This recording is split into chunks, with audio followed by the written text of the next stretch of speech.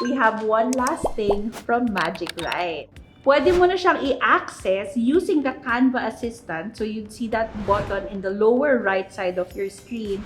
And then you can type any request or question that you would have for Magic Write. In the spirit of my dramatic email readings, ito.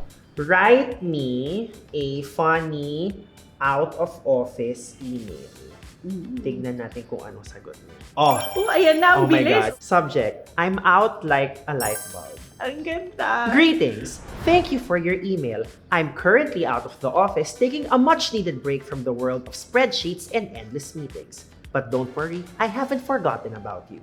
I just can't respond right now because I'm too busy sipping margaritas on a tropical island. Yes. Hashtag sana all. Hindi po kasama yun. Meron pa. If you need immediate assistance, please contact my colleague who will be happy to help you. Otherwise, I'll respond to your email as soon as I'm back in the office.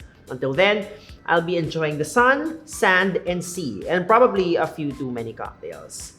In fairness! Okay, so lagi ka na bang magagamit ng Yeah, Magic medyo Write? ang dami ko nakuha inspiration right now in terms of like how to use this.